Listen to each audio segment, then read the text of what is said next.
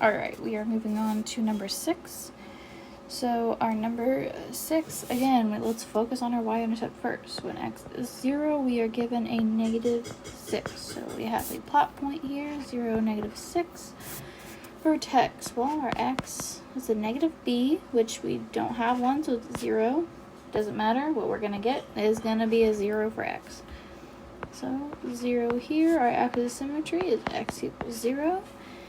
Let's plug this 0 in when y, well, happens if our x is 0, we're going to get our same y-intercept. So 0, -6. So from there, we are given our 2 points, or just 1 point right now. If our vertex is 0, -6, so 1, 2, 3, 4, 5, 6, I think. If I'm wrong, I'm sorry. So if that's our vertex, and it's our y-intercept, then we can have the idea that it's going to be facing upward. And we know it's facing upward again too, because this is positive. So from that shape, we have a minimum of -6. Our domain, again, like I said, it's going to be all real numbers for everything. Our range, what are the restrictions? Well, our y must be greater than or equal to -6. So that's kind of the loose idea. Obviously, you would plot more points here, but just for the sake of me trying to record these videos, we're skipping that. Let's move on to our second page. Our second page is multiple choice. So number 7, which graph best represents a quadratic function with a range of all real numbers less than or equal to 2? Well, our range deals with y, right? So y is must be less than or equal to 2. Okay, so y needs to be less than, right? 2. So if it's going to be less than, that means it needs to be graphing, everything needs to be going down. Well, these are up, this is up, we have 2 down. Now, this one here, C, doesn't even include 2. There's a whole section missing. So our option here is going to be D. Alright, now number 8. Number 8 is asking what is the domain of these plot points? Well, our domain is dealing with our x values. So our x values go from, it looks like -3 to 0. So which one gives us an option that is including these?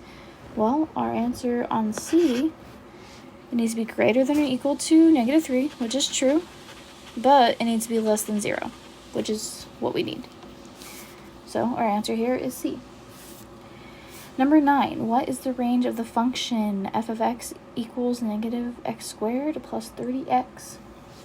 Well, to find the range, let's figure out where our vertex is at, right? Because we know it's going down, right? So we know it's going to be this shape. Let's figure out where this point is, because that will be our range reference. So let's plug this in. Basically, we're going to be doing our opposite of b, which our b here is 30. Then we are going to be 2 over a, which is a -1, which is going to leave us a positive 15. And when we plug that in, our y is going to be 225. So this vertex here is 15, 225. And we know it must be less than our y value, right? Because in reference, if this was on our chart, right, and we have it here, this is what we need to know. So our answer D includes all real numbers that are less than or equal to 225. That is equaling all of this. So that's our answer there. Number 10, which graph best represents y equals x squared plus 2x minus 3? Well, like I said in class, let's find the vertex, because if it doesn't have the right vertex, it's not gonna be the right graph, right? So let's find our vertex. The opposite of b, which here is just a 2, and 2 times our a, which is just 1. So we have a vertex of -1. Well, this is +1, so not B. D is also a +1 for an x. No. Well, this one gives us an answer of -1 for the vertex, and this also gives an answer. So let's narrow it down a little bit more. Let's plug in that -1, which from there we get -1, -4. Well, this is not -4, so not C. Our answer is A. All right, number 11. It's basically asking what this function has. Well, it's going downward, so we have a maximum. And where's that maximum happening? Our y is 0. All right, number 12. Noah graphed this quadratic function. Did he do it correctly? Well, let's see. Does he have the right vertex? That's our first checkpoint, right? So we have an x equals our opposite of b, which here is a -2. 2 times our a, which is just 1. So basically this leaves us a +2 over a +2 equals 1. So he needs to have an x value of 1 for his symmetry. Well, that is not true, right? So no, he did not do it correctly, right? And then we can even follow that more. If we plugged it in for y, we could get a y equals -1.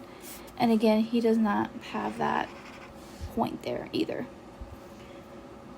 All right, that is all I have for our number 12 ULA activity. If you have any questions over this, please just let me know, or you can come to my office hours.